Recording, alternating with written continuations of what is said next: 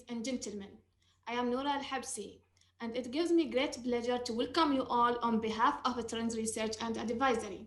Thank you for joining us, and I'm pleased to have you back with us for the first Trends Political Islam e-forum, Path to Caliphate, the truth behind Muslim Brotherhood project. Today, in the first symposium of this series, we are going to discuss Muslim Brotherhood's global journey, from mastery of the world to hunt for safe havens. From its early days, the Muslim Brotherhood has tried to be integrated in the fabric of other communities for enforcing its ideology and recruiting new affiliates. It also aimed at building relationships with social and political entities in the US and Europe. The experts we have gathered tonight will shed light on the evolution of a Brotherhood global rule and the growing Western concern about political Islam, as well as the future of international Brotherhood organization. On behalf of Trends Research and Advisory, I thank all the panelists, the moderator, and viewers worldwide who have joined us today to participate in this session. With that, ladies and gentlemen, I give the floor to our evening moderator, Dr. Victor Jarfas. Thank you very much. Well, thank you, Nora, for this introduction, and welcome everyone to this e-symposium. So I'm Dr. Victor Gervais, a researcher here at Trends Research and Advisory, and I would like to thank all of you for joining us this evening virtually. I'm delighted to moderate today's event and to be joined by such a highly distinguished group of experts who have kindly accepted our invitation to share their knowledge, their expertise on this very important topic. But just before we start, I'd like to go through a few housekeeping points. So first, each speaker will have about 15 minutes to present, and we have a total of 6 speakers today, so I would greatly appreciate if you could keep your presentations short and succinct to make sure that we have ample time at the end for Q&As. Second, for the benefit of all speakers, an interpretation function is available for this discussion. So if you look at the bottom of your Zoom screen, you should be able to see an interpretation tag. And you'll have the option to select either the Arabic or English language. And well, when you do so, make sure also to mute the original audio, right? And as for members of the audience who are joining us via YouTube or social media, you have the options of watching either the English or the Arabic version of this e-symposium. And finally, as I mentioned, there will be time for Q&A at the end. So if you are interested in sending us questions, you're of course most welcome and strongly encouraged to do so. And you can email them to us at the following email address. So it's events@trendsresearch.org. So I won't waste any more time as we have plenty to discuss today. And I'd like to start by introducing our first speaker for today. His name is Dr. Ashraf Isawi. He's a researcher at Trends. And Dr. Isawi is an expert in the Gulf region affairs, and he specializes in security and strategic studies. Dr. Al-Isawi has published several books, most notably The American Policy in the Gulf Region After September 11 Attacks, a comparative study of the Gulf Wars. And his publications also include several publications in scientific peer-reviewed journal. So Dr. Ashraf, please, the floor is yours. And so I believe that Dr. Ashraf will speak in Arabic. So I think it's the right time to test this interpretation function for all of us. Thank you very much. Dr. Ashraf, the floor is yours. Thank you very much.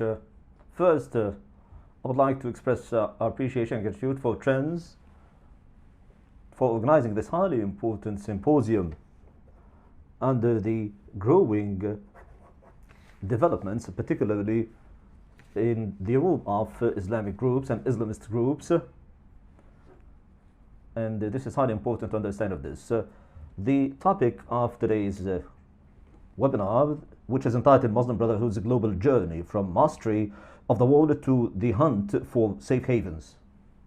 And they are looking at the Arab, European and international level about the danger of the ideological concepts of the Muslim Brotherhood and all the other similar groups. Before we discuss this topic and this highly important webinar, which will highlight the intellectual and organizational frameworks of the Muslim Brotherhood, I would like to stress basic concepts which will clarify the relationship between the organizational aspect and the operational aspect of the Muslim Brotherhood. The first point is that the Muslim Brotherhood, in the International Muslim Brotherhood Organization, realized that they need to rely on the international organization of the group, which represents the external arm of the group and which promotes the concepts of the group overseas and enable them to alleviate the pressures they have been facing. This international organization of the Muslim Brotherhood tries to promote itself in the West as a moderate group which seeks coexistence and peaceful activities. The second point is that the Muslim Brotherhood, particularly the international organization of the Muslim Brotherhood, is a model for the non-state actors. It exists in more than 70 countries worldwide, and it possesses many influential tools for the international developments. And moreover, it does not only seek to empower the Muslim Brotherhood to reach power in Arab countries, that say we have seen in the wake of the Arab Spring events. It also seeks to establish a trans-border international state. And this third and highly important point has to do with the concepts adopted by the Muslim Brotherhood, which is a trans-border ideology that does not respect the national sovereignty of states. And it does not respect the special peculiarities and the cultural peculiarities of each country. And this explains why many countries are feeling concerned about this group. I move on to the another primary point, which I try to trace the journey of the Muslim Brotherhood towards the global organization. The journey of the Muslim Brotherhood started early, since the early years of the establishment of the Muslim Brotherhood, when the founder of the Muslim Brotherhood established the organizational group as part of the organizational structure of the group. And the main objective of this group was to communicate with the different religious leaders all over the Muslim world to promote the Muslim Brotherhood and to establish branches for the Muslim Brotherhood in many Islamic countries.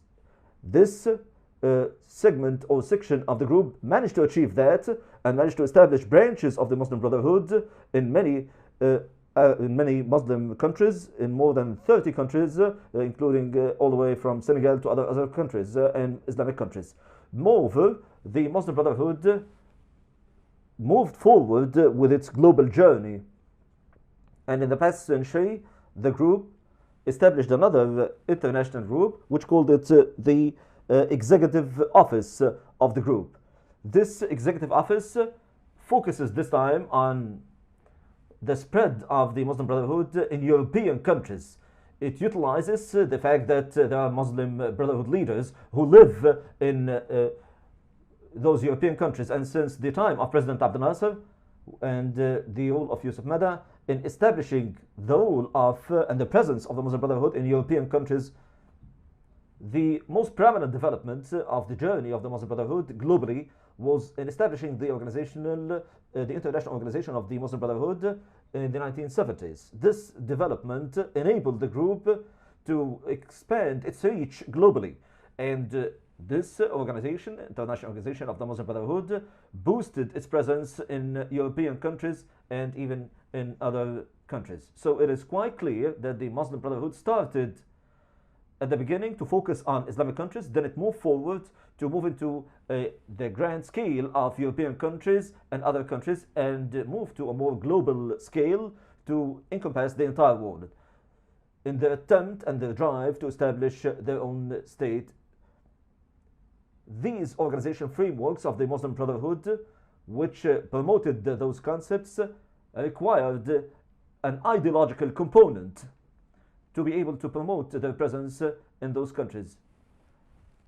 Therefore, the Muslim Brotherhood stressed a number of ideologies and intellectual concepts. the foremost of which is the global nature of the call for the Muslim Brotherhood. As all of us know, since its very inception, it perceived of itself as a global group and not a local one. And this is what was highlighted by Hassan al-Banna in many of his prominent books.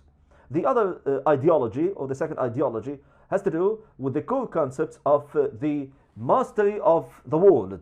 They perceive of the world from a very proud concept and a very snobbish concept. They believe that they have mastery of the world, and that is why the International Organization of the Muslim Brotherhood focused to boost its influence globally and to ensure that all the branches of the group spread globally and are not restricted to other Islamic groups, whether it has to do with Islamic call or Islamic da'wah in anywhere in the world. The following concept, or the sixth concept, is connected to the previous concepts. It has to do with the stance the Muslim Brotherhood adopted in terms of the modern concept of the state, as they do not recognize nation states or national states.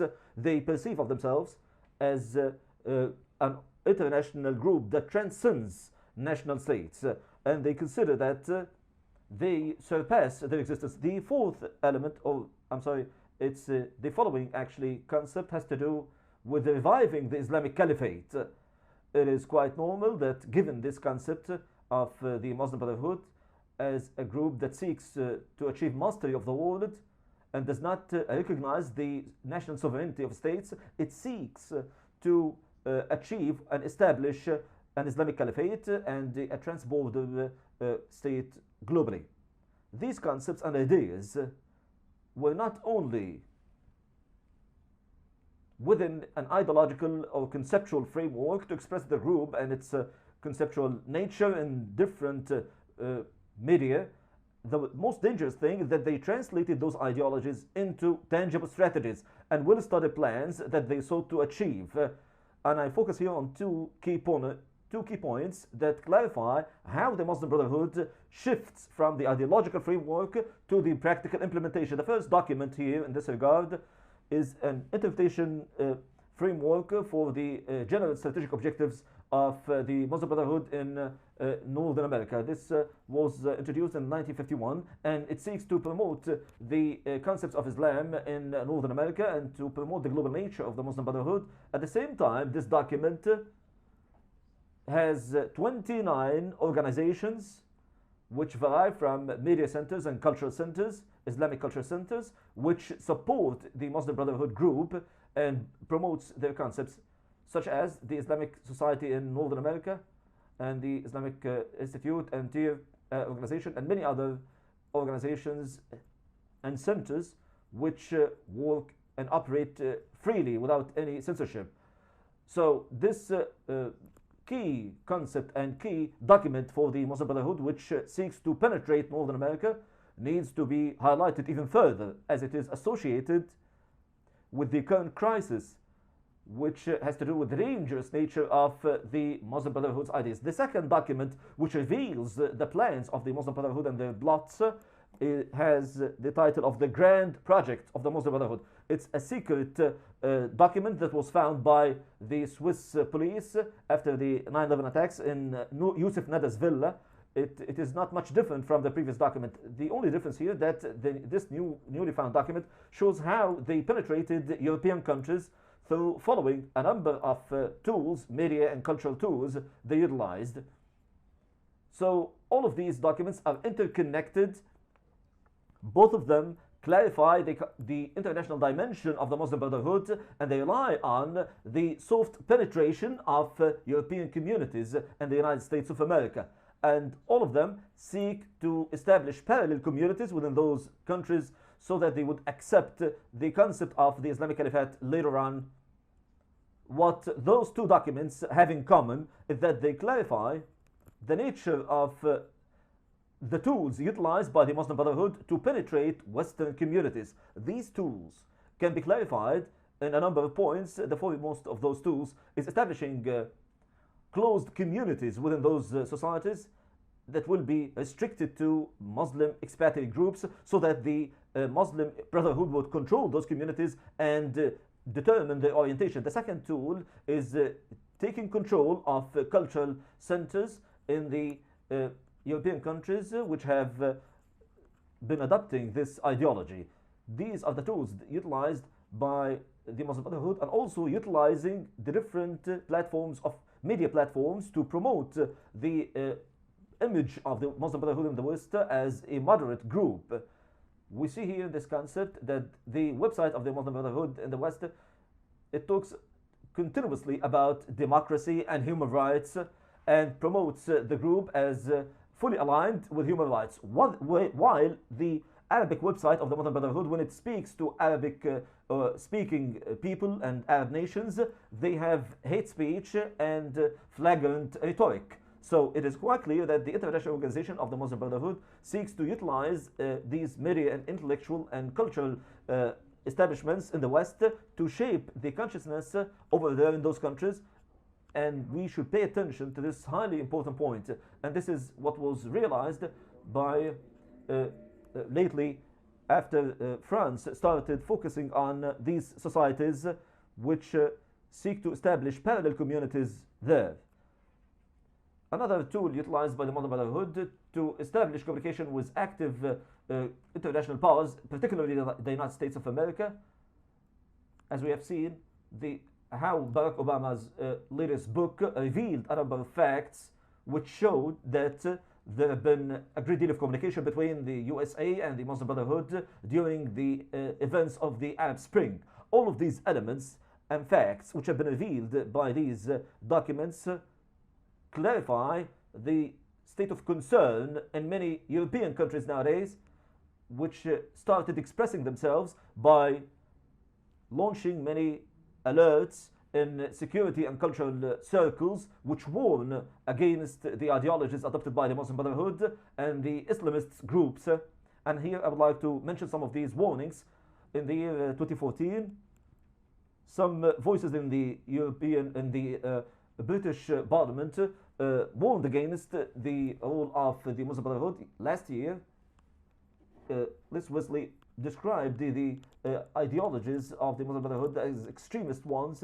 Last year also, the report by the Protection of the Constitution in Germany warned against the attempts of the Muslim Brotherhood to Ikhwanize or turn the German community into one that supports the Muslim Brotherhood. So last year also, the French Senate also warned against the attempts of some Muslim Brotherhood or affiliated groups to establish such groups in France. So most of those warnings that have been alerted and made by intelligence and security apparatuses in Europe reveal the number of concerns that they have now about the ideology of the Muslim Brotherhood and how it seeks to impose those ideologies on European communities, regardless of the peculiarities of those countries and their cultural peculiarities. In conclusion, I would like to stress on key points, two key points. First, that the measures implemented by some European countries recently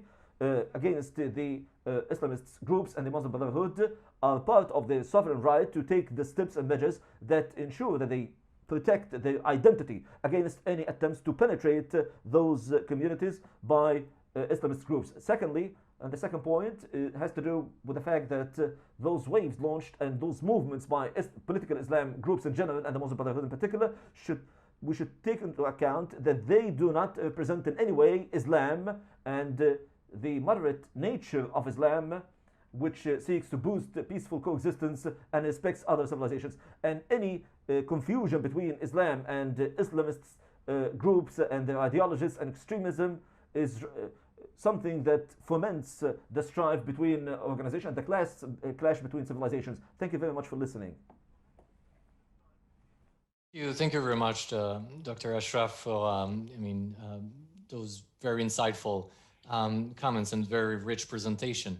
So moving on directly to our second speaker, we are very pleased today to be joined by Dr. Cesari, who is the president of the European Academy of Religion and professor of religion and politics at the University of Birmingham.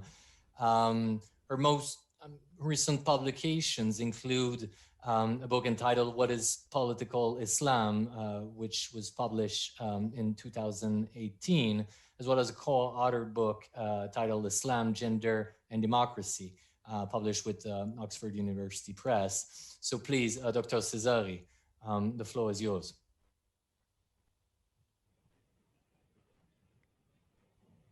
Thank you very much. Thank you for this invitation and for this lively conversation I hope we'll have with also my colleagues and co-panelists.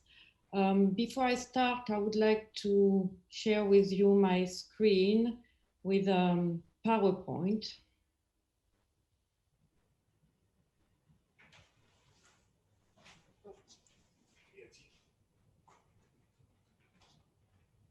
Can you see that now? Yes, we can see the slides. Okay.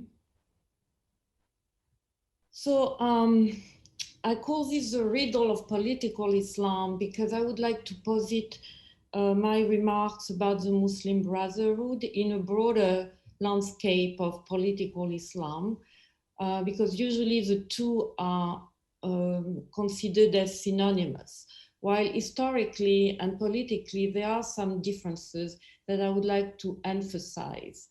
But to start with a sort of assessment, at least since the Islamic revolution in Iran, there have been what I call a roller coaster of evaluation of the relevance, political relevance of Islamism and its longevity.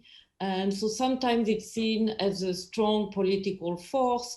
And I would say that since the failed Arab Spring and the rise of Daesh, it has been evaluated as a failure or something that is not working anymore. And I would like to take a distance vis-à-vis this position and look at the Muslim Brotherhood beyond the Islamic parties and beyond what I would call institutional politics. And so for that, we have to look at the Muslim Brotherhood beyond political ideology and partisan division. And that brings us another approach to religion and politics that is unfamiliar because we have been raised, myself as a political scientist of the West, with the idea that the religious secular divide is inherent. It is not inherent to any religion. And especially in monotheism, if we do some comparative work, we can see that all, not only Islam, all revelation-based communities consider the duty of the believers and members of this community, not only to God, but also to society. And it will be the specific history of the West, European, Western European countries to create this divide between what is religion and what is politics after the war of religion. I don't have time to enter in that, but that's a given. And based on this given, we see emerging the nation as the modern political community. And why is it modern? Because it's based on two principles that you cannot find in any pre-modern community, which is equality of individuals and popular sovereignty. It doesn't mean automatically that this translates into democracy. Actually, even in Europe, it will take a couple of centuries before having, you know, from nation to democracy, an evolution. But it happens that for the Muslim countries that emerged on the collapse of the Ottoman Empire, the post-colonial or modern nation state will be built on these two principles. And again, we do not pay attention here enough to the fact that the state in these countries come before the nation.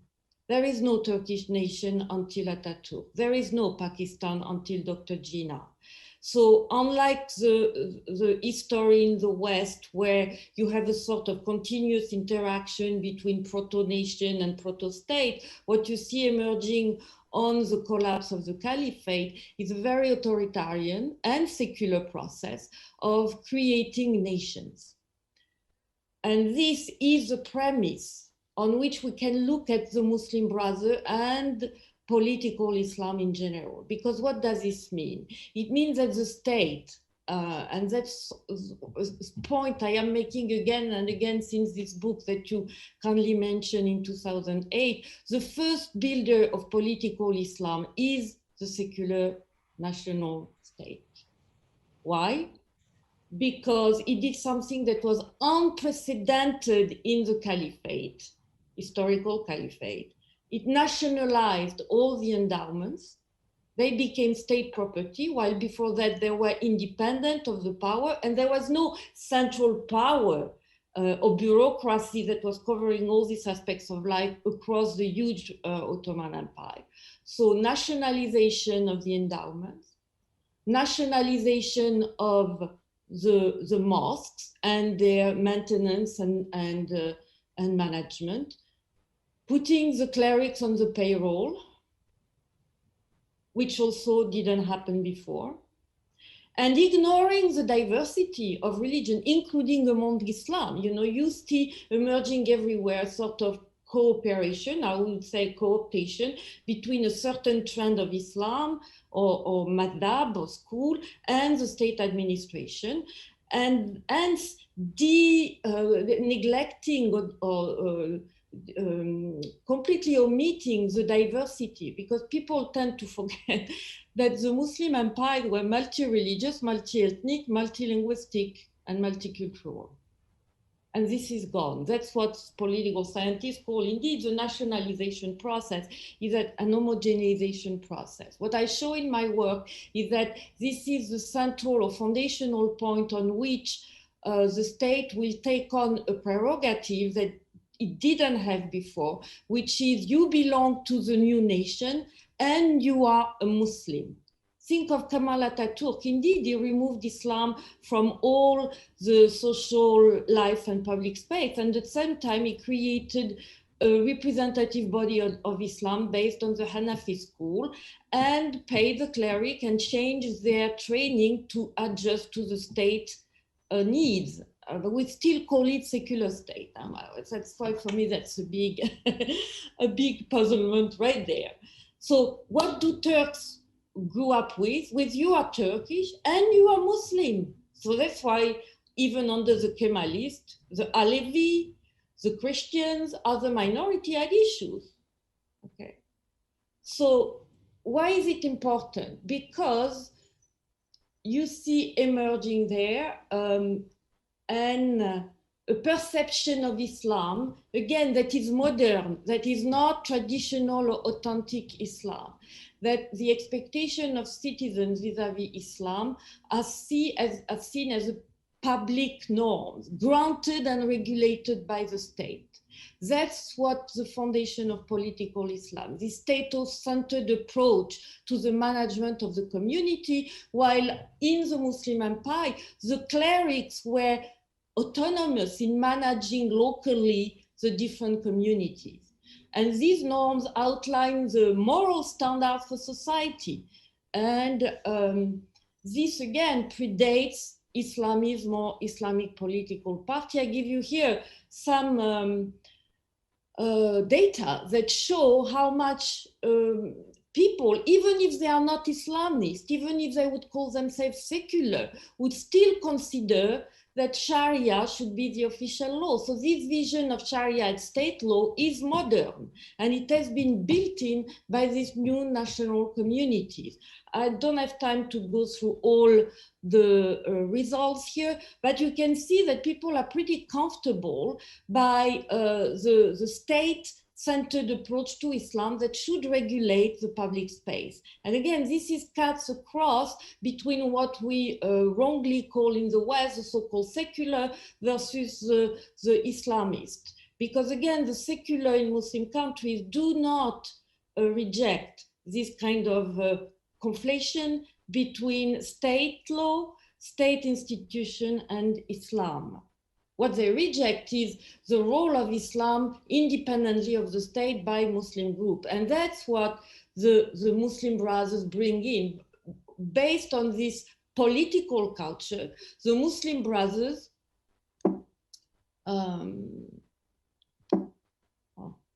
I'm trying to move my slide. Okay. Bear with me here.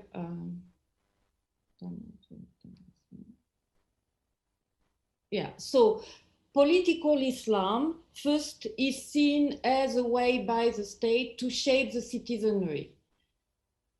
Islam has been tremendous resources in the hand of the secular nationalist rulers to build the nation. So in itself, it doesn't make it incompatible with democracy. So this is what I call the first wave of political Islam.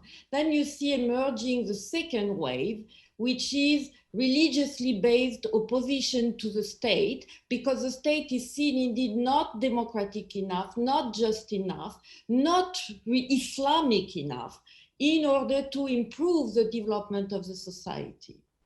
And again, it means that an Islamic state is a consequence as a demand of this preliminary politicization of Islam by the nation state. There is nothing in the tradition about the state being, an Islamic state being the end goal of the revelation-based community. So where the strength of the Muslim Brothers appears is not so much in the Islamic party investment or involvement. And here we'll also bring another dimension. The strength of the Muslim Brotherhood is in its feature as a social movement, focused not on taking on the state, but on changing society. The foundational message of Hassan al-Banna is changing one Muslim at a time. It is not status-centered. He made it clear in a lot of his position. That's why the Muslim Brothers have been the strongest when they work closely to different segments of the Muslim societies to provide different kinds of services. You don't need to have a card of a political party to be part of this fabric of Muslim society on a daily basis. And you have tons of surveys that show that this is what attracts most of Muslim citizens to this kind of group.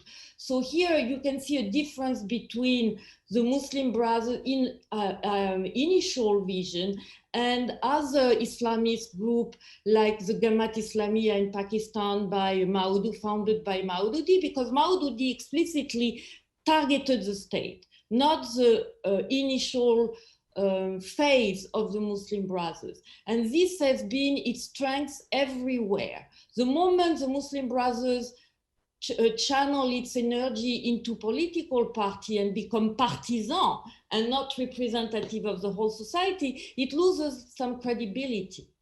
So you can see this emerging everywhere, from Morocco to Tunisia. You also see it with the sad or ill evolution of the Muslim Brothers in Egypt after the 2001 revolution. At the moment of the revolution, there is a fantastic, fascinating discussion emerging in the Muslim Brothers, with young people saying we should not put all our energy into the building of a party. And the older generation, which understandably was, tortured, persecuted, put in jail by the authoritarian state, and saying, no, we need now to show that we exist politically. And the tension was there, and we saw what happened to the attempt to be part of the institutional politics. I'm not saying that the reason of the failure is the Muslim Brothers in itself. It is also the fact that the military never given up on the power. It's called Praetorian regime. It was at the end still the main instrument of power. But even though I think the Muslim Brothers from within didn't take enough into account this position of arbiter or referee above all the partisan distinction. And you can make the same assessment with the evolution of Erdogan in Turkey, and its involvement and even its leadership and skills in managing the state institutions. So what is happening here is a sort of disconnect between the reality of politics, in which movements like the Muslim Brothers have to evolve or navigate, and that are by definition not democratic. I'm always puzzled, why are we putting the question of democracy only on the Muslim Brothers, while the environment in which they evolve is by definition not democratic? Actually, if you can see, before it turned authoritarian in Turkey, if you can see the first phase of the AKP party in ruling, they brought more democratization to institutions than the Kemalists did. So again, the question of democracy, I think, is ill-fated here and doesn't reflect the reality of the distribution of power on the ground. So as much as we have to take into account these different layers of political Islam, I think also we have to take into account what level, what domain of democracy are really clashing with different expression of political Islam. So again, if I recapitulate, political Islam is not only Islamic party, social movement, but also state institutions and policies that shape the demand of the later Islamic parties and social movements. The demand, the mobilization are not the same because they do not evolve in the same institutional and political environment. If we turn to democracy, today, most of analysts would tell you that there is no more a strict division between democratic and undemocratic. What you have seen emerge is what some of my colleagues call hybrid democracy, meaning it is not enough to judge by free and fair election. After all, you can say that in some of the countries that have gone through what's called the third wave of democratization, including Eastern Europe, you can see that elections happen. It doesn't mean that the other domain of democracy that I am listing here, separation of powers, rule of law, civil liberty, are really all respected. You can even argue that in some European countries, civil liberties are eroded right now in the name of security. So if we break down these different levels of democracy, we can then evaluate which level is problematic for Islamist movement, including the Muslim Brothers. And what, if I go back here, you would agree with, I'm not talking about Daesh or global radical groups. I'm talking about, again, about Islamist movements like the Brotherhood that have been central in the fabric of Muslim societies in the last 50 years, and that can translate sometimes in political parties and remain fairly national. They do not have, most of them, any issue with election. They do not have issue with separation of power. They do not have issues with the rule of law and independence of the judiciary. What they want, and that's where the clashes happen with the so-called secular state, is they want an extension of Islamic prescription within the secular law, knowing that already in the secular states, except Turkey, civil law is already shaped by Islamic prescription. Most of the secular state created civil law, family code based on the Islamic prescription. So they are not contesting that. What they want is more legislation influenced by Islam. And again, according to the country and the political environment, these demands differ. Sometimes it can be looking for the restitution of hudud or Islamic punishment or criminal law, which is a tiny, tiny minority. Sometimes it's more about infusing or or including into the civil law some moral principles. I remember a fantastic discussion on Islamic bonds, for example, in Egypt. Where the clash that is really happening is on civil liberty. And what does this mean? Here I make a difference between what I call individual rights and rights of the self. And these are not the same. Again, if we look at individual rights, most of the Islamist movement have no issue with equality in education, equality in political life, and equality in social activities, including for women. Okay, I mean, we have to be clear here. I remember again after 2001, Al-Azhar issuing a Bill of Rights of Women, reminding people that Islam doesn't prevent women to be educated, to have a social life, or to get into politics. But, and that's where the shoe pinches, so to speak, the question of the self, and that's a different right. It's about the body, the sexuality, the reproduction. These, for most of members of this kind of Islamist group, are still to be regulated by Islamic prescription. And again, this is not specific to Islam. In America, you see the same kind of demand emerging from other Christian conservative groups. And that's why you can see the tension here between the national secular community and the religiously based community, where the self is not completely free. It is still bounded to the prescription of the revelation-based community. And that's where the tensions may arise. So it is not so much that the Muslim Brothers are an impediment to modernity. Actually, they are the outcome of modernity. In most of countries, they have evolved and facilitated the modernization of the country.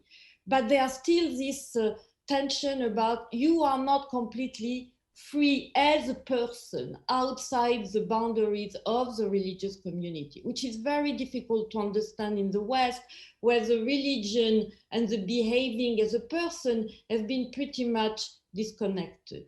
So if I had to wrap up here, I would say that history shows that the future of the Muslim Brotherhood is not so much in a state-centered approach to win election, to get into power.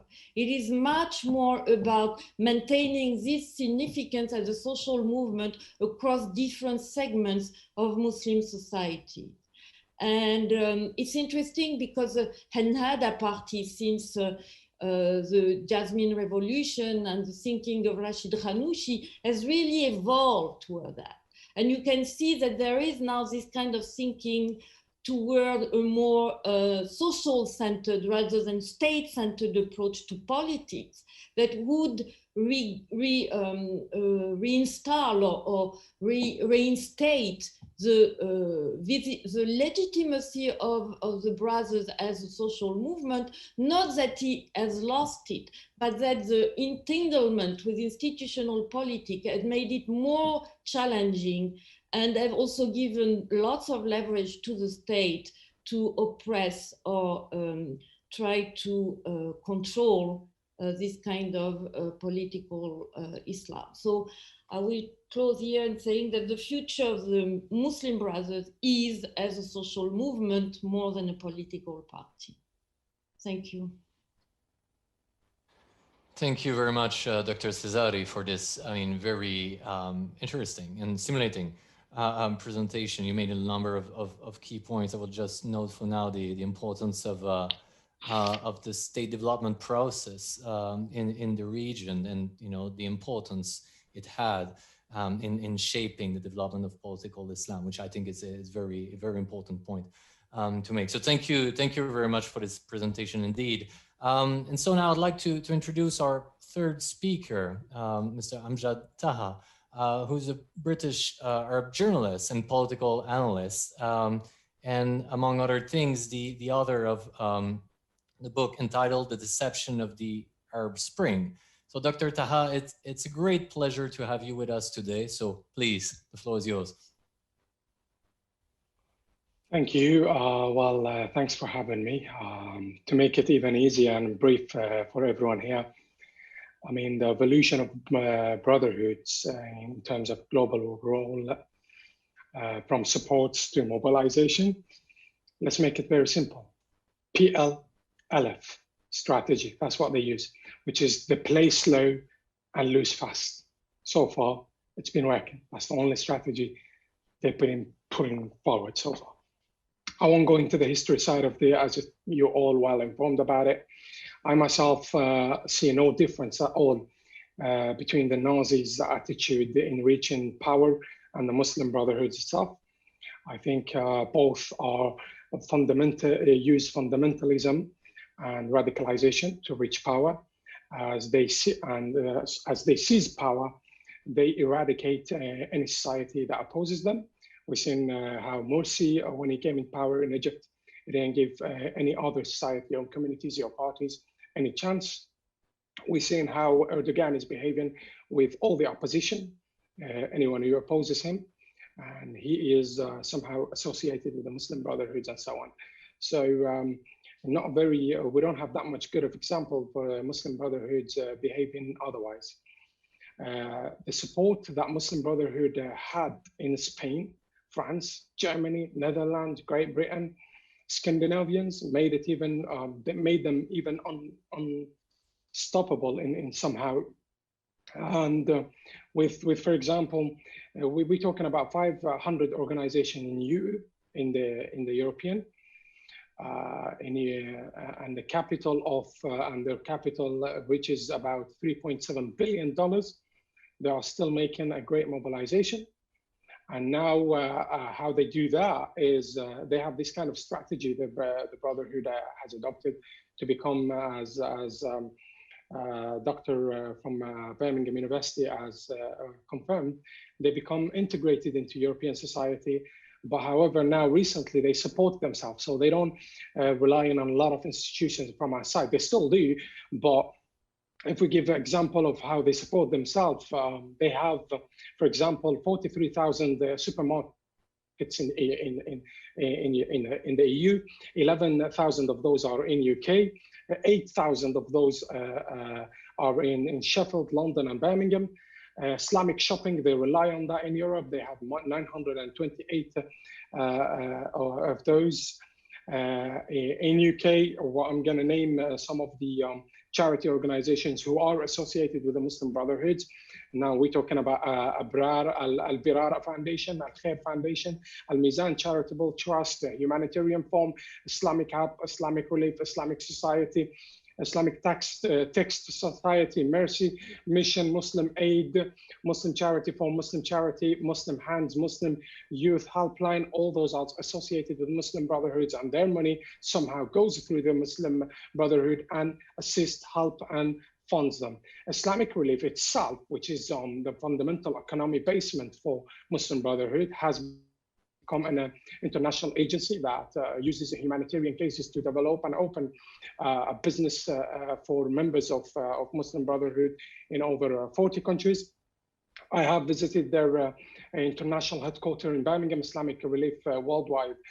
It's well known. They have a lot of national office and affiliates, partners, registered branches spanning around like 50 countries. And their income in 2000, at least in 18, was about 128 million. They had a case investigation. I have attended that in the court, and they basically, let me tell you, this is a really important case that hasn't been on the media, unfortunately, that these guys, they were collecting money from the Brits to send it to Gaza. And guess what? That money was actually where it went to fund Morsi presidential election in Egypt. I have been a witness in those courts, and I have heard from their own even work affiliates who worked with them. And it's been a big case to the point that they had to change some of their managers and so on. Now the MBs, the Muslim Brotherhood, is mobilized and advertise and recruit recently through the digital world, and this is really important right now. So they developed from going and through the normal societies and using mosque and so on to the digital mobilization. Even some of the mosque right now, they put their lectures online and they even go on the digital world. Now, how they use that? They're using, for example, we did a research about it, and a lot of data showed that 23,000 Twitter accounts are run from Qatar and Turkey and the East Libya and Gaza by the Muslim Brotherhoods, with 1.8 million tweets per month. We're talking about 500,000 of Facebook accounts, 780,000 Instagram account, 7,326,000. We're talking about Snapchat accounts. We're talking about 3,648 web pages. That all those platforms and network, they do one thing: advertise Muslim Brotherhoods, and obviously throughout different languages. Now, the emergence and the growth of the Muslim Brotherhoods in Egypt from the 1930s to throughout the 1950s, we can outline it and evaluate it based on the possible explanation, which for the organization growth based on two things: the theories of political Islam and the concept of political opportunity structure in a social movement theory, which right now we're not going to go through it because we don't have that much time. And there is a lot of research on that. I went through a lot of data from the organizational documents and classified US State Department files that shows and that explains this approach, and that and it also shows that the successful mobilization of the Muslim Brotherhoods was possible because of the way in which Islamic message was tied to organizational structure, activities, and strategies, and the everyday lives of Egyptian and other communities around the world. And when we're talking about around the world now, we have offices for them. They run Austria, Belgium, Canada, Germany, Italy, South Africa, Russia, Pakistan, Norway, Netherlands, Turkey, call it whichever, all these countries now, they're expanding. It's also, all this explains to us the understanding of how organization can arise in a highly neglected environment. Now, this was very important, and the how, where, and why, this kind of question, it was raised in UK, especially in March 2014, where we participated and looked into the case of British Prime Minister David Cameron office, as he asked the great friend of us, British ambassador to Saudi Arabia, Sir John Jengis, who led a government review into a Muslim Brotherhood. The investigation took part in of a review, which was completed in July 2014, I believe.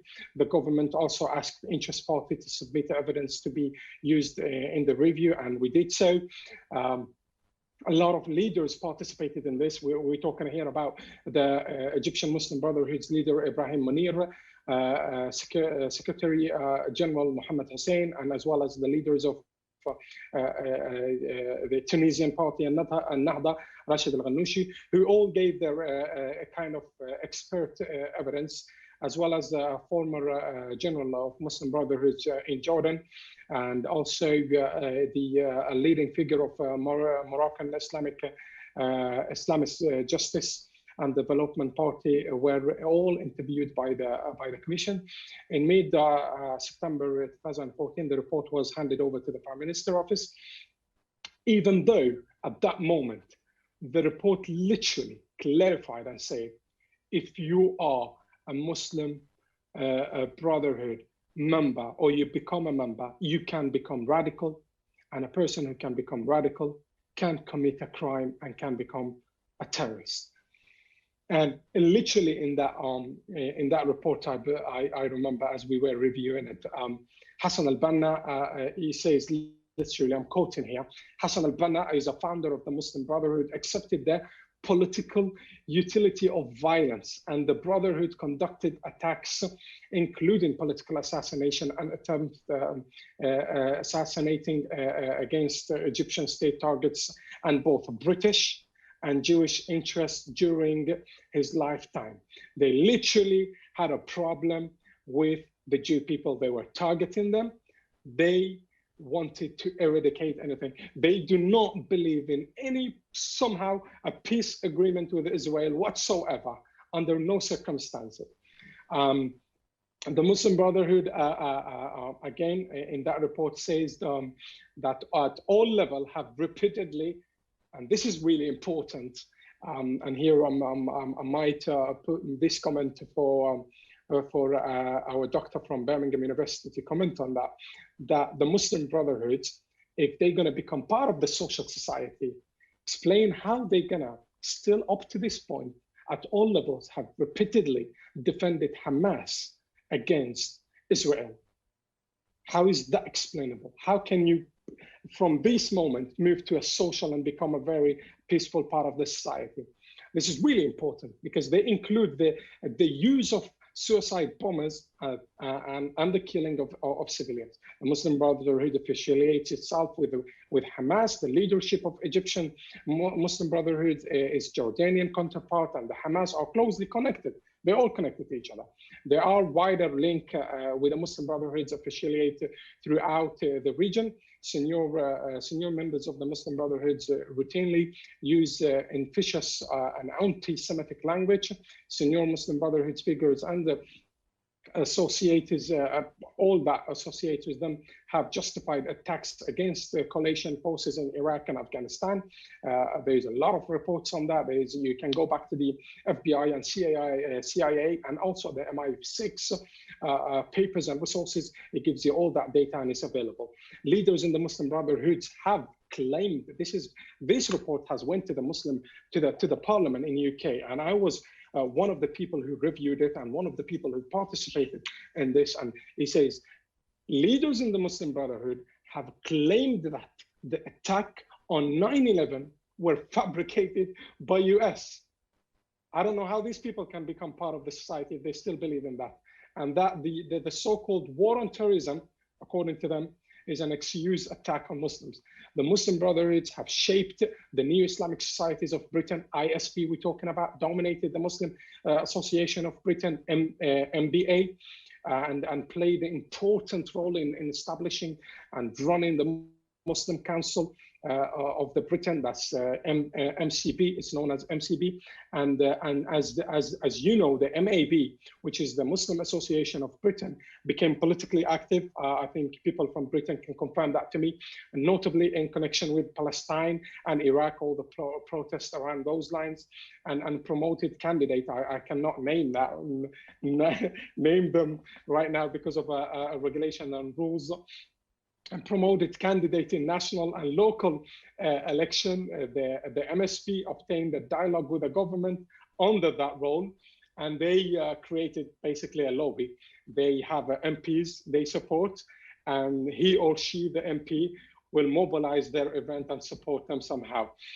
In mid-2014, the Muslim Brotherhood in UK compromised a range of organizations loosely associated together, but without a common command or control, or not even a single leader. That was one of the things triggered the MI6 to research about them. Some of these organizations had emerged and from UK, and you can find them on the company houses if you search them. Others represent third country brotherhood organization used in London as based for the overseas activities. What became clear, it was this: the Muslim Brotherhood generally tries to transform and remodel individuals and communities, all kind of communities, through what we call a bottom-up approach. All the academics are aware of this approach, and where possible to participate in politics, where possible. Remember that, where possible. If it's possible, they will do so. They would not avoid it whatsoever. But if needed, the Muslim Brotherhood, and this part literally I remember Cengiz, the great ambassador of Britain in Saudi Arabia. He literally quoted this in his review, saying, if needed, the Muslim Brotherhood is willing to use violence and terror in support of their long-term goals, if needed. If needed. The Muslim Brotherhoods in the West uses doublespeak. Dr. Ashraf, I believe, yes, he spoke about this. The public narrative in the West in English, and the message is significantly different in the Arabic. Victor has been following on this for quite long now. I think he's aware of that. There's two different narratives when you read. It's like a different story, different books, different chapters. Much about the Muslim Brotherhoods in the UK remains secretive, very secretive, including the membership, fundraising, educational programs. But the Muslim Brotherhoods associate and work in Britain and have through time had significant influence on the largest Muslim student organization. They run it every year. And because they approved to the government of the United Kingdom that they have some connection with the communities, Muslim communities, based on that, they made a dialogue with the government of Britain, and they got some of the support and charities for their mosque. And believe it or not, in Britain you have 10 mosques that has the capacity of 4,000 people. Out of those 10 mosques, we have 6 of them belongs to the Muslim Brotherhoods. Now, we have 279 mosques that has the capacity of 200 people to 300 people. Out of them, we have 86 that belongs to the Muslim Brotherhood. And one of them in Birmingham is one of the biggest mosques in Amana. It's called the Amana Mosque in Small Heath, or in Small Heath area, which has more than 9 mosques. And so the aspects of Muslim Brotherhood ideology and the tactics they use in UK and overseas are conflicting with British values, with the European values, with the Middle Eastern values, and have been conflicting to the national interest and international security. But obviously, after all that report was put in through the Parliament, by the way, during David Cameron time, nothing happened since then because of their lobby. They had their own lobby, as we spoke of. They had their own MPs, their charities, their companies, and because of the certain regime financing them, we're talking about the Qatari regime, for example, Qatari regime, when they sponsored the Muslim Brotherhoods, and with a 2.5 billion, we're talking about during Morsi time, and Qatari Sheikh Hamad bin Jassim bin Jabir Al Thani, who reportedly and secretly transferred their funds as high as 850 million. That's been reported by a lot of newspapers, and there's a lot of report about this in 2013. In Egypt, the group collected. And Egypt is really important. Well, we don't know about right now, but back then in 2011, and I'm sure Dr. Ashraf can confirm this, and all the academics here, they literally were collecting tax and fees from approximately 600,000 members. That's more than 500,000 from the people in Egypt. The Muslim Brotherhoods own commercial enterprises such as supermarket, furniture stores, call it whichever. All this, they have their profit from. And if we do not, I'm just going to wrap up right now, if we do not stop the rain of money, as I explained it, and how is it coming, we cannot stop them. They will keep fade in and fade out through the society. They have their tactics where they fade in and fade out. Well, let me now end up with this Jewish quote that says in Hebrew, Lo mishekam tit kadim bet yot hai, which means it does not matter how slowly you go, as long as you do not stop. And hopefully this train of understanding and countering Muslim Brotherhood does not stop. And whatever we do, and we should know, creating a bright, prosperous, and peaceful future cannot be achieved by responding or reproducing experience that have proven failure in the past. And I hope if we have any guy who speaks Hebrew, hopefully I pronounce the quote very well. I'm still learning. Well, thank you guys. Great, thank you very much for this presentation and for this attempt to speak Hebrew. I don't know if someone can perhaps tell us how accurate it was. I can personally, but I'm sure we're all very pleased with the effort. Thank you so much for this. So great, very rich presentation with facts and analysis and for pointing out very useful reminder here. So thank you very much, sir, for this presentation. So moving to our fourth speaker for today. So Liam Duffy, who's an independent researcher, speaker, and trainer on terrorism and extremism with experience in both government and NGO counter-terrorism work.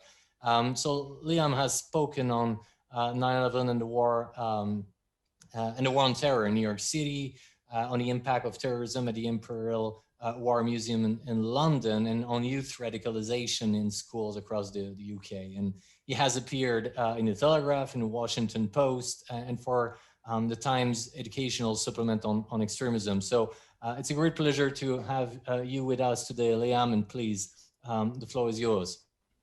Thank you so much. I'm going to share my screen as well. And I'm also dealing with background noise from just about every direction right now. So hopefully everyone can deal with that, because I'm trying my best, including, I think there's an 8-year-old's flute lesson going on right above me. So I'll do my best. So,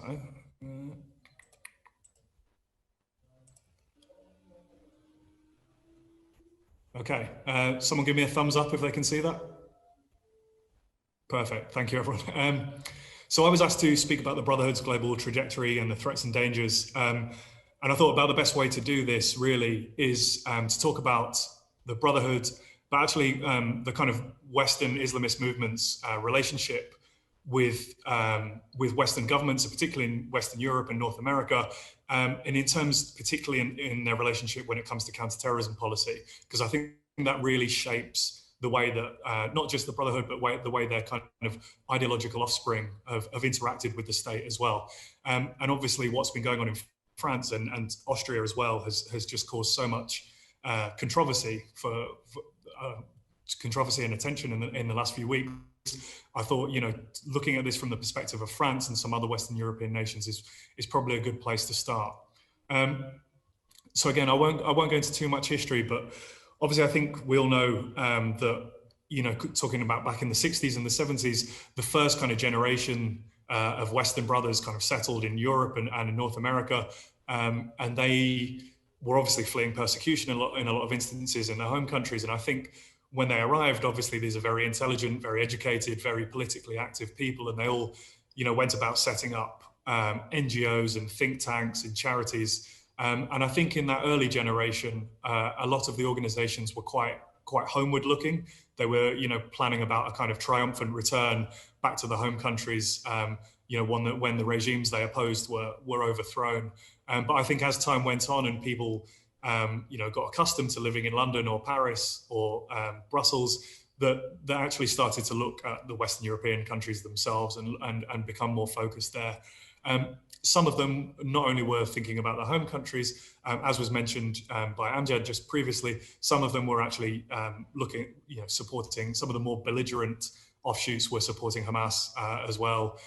So that was obviously, we've had Charity Commission investigations in Britain and federal investigations in the United States into that sort of activity as well. So you have this graduation from an outward looking kind of ideological orbit to a more, what can we actually do at home as well? And I think since then, in the last couple of decades, particularly, and maybe particularly since the Rushdie affair, we've had a kind of an orbit spring up, or an archipelago of groups across Europe, which don't maintain necessarily formal connections to any Islamist political parties in the Middle East or North Africa, but they are nonetheless influenced by them.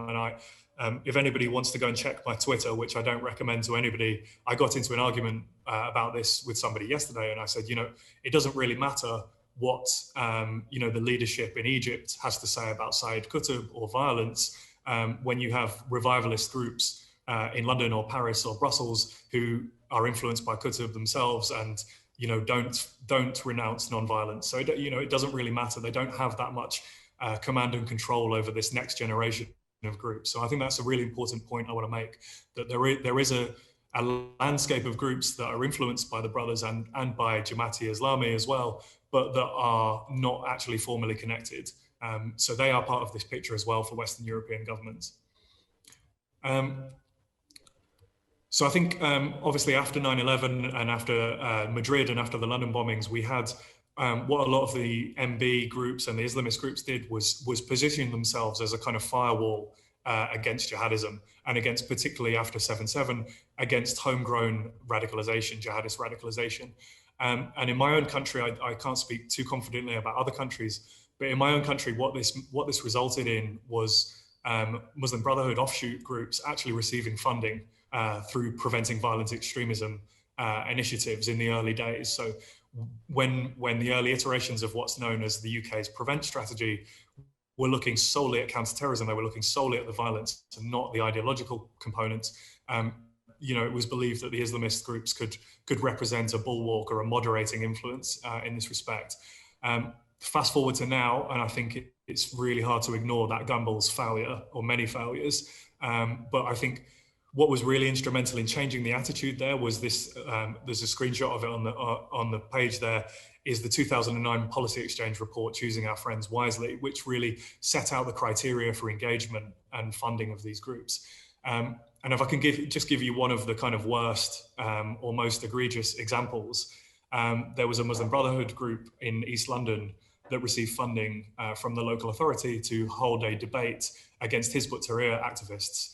So you had a debate between Muslim Brotherhood and Hizb ut-Tahrir, and nobody really making the case for the kind of liberal democratic nation state. And this is supposed to be, operating as a firewall against extremism. The worst part about this is that the Hizb ut-Tahrir activists actually won the debate. So not only did it not moderate, the more extreme iteration actually ended up winning the debate, or the more militant or rejectionist when it comes to democracy won. So I think what we saw off the back of things like that report were a real change in the conversation, and that was most noticeable under Prime Minister David Cameron, who made his famous Munich Security Conference speech, where he was pretty clear about the role of the non-violent component. We say non-violent, obviously that's up for debate, but the non-violent Islamist ideology in the jihadist terror threat that various countries were facing. Obviously, I'm not going to read the quote out there that you can see on the screen, but we had the Muslim Brotherhood review, which has been mentioned by Amjad as well. We had integration reviews, which also touched on the role of Muslim Brotherhood groups as well. And we really had this learning exercise in what is the role of these groups in society, what's the impact. I would say, since David Cameron left office, that has really dropped down the radar a little bit, and we're seeing some of the same mistakes, I think, in the mid and early 2000s being made again, I would argue. Until what we've seen in France, I think France and Austria are really leading, I think, the conversation on this. So fast forwarding now, obviously, from 2009, 2011 to President Macron's term, and he's had this term separatism, Islamist separatism. And this is kind of doesn't really make much sense, I think, to native English speakers, because it's if you don't have this sense of the Republic and a constitution and Republican values, it can sound a bit clunky and strange to talk about separatism. But I think what he's really worried about is there's two elements. I think, as I mentioned right at the start, there's been this evolution of the Western Islamist movement, that isn't really under the command and control of any kind of formal party anywhere else in the world. And in France in particular, there's been a cross-pollination between the Islamist groups and the Salafi, the more activist political Salafi groups. So you've had this term emerge in French discourse called Frero-Salafist, which is supposed to kind of point to that combination of brotherhood, Muslim Brotherhood, and Salafi thinking. And Macron's argument is this is forming a counter society.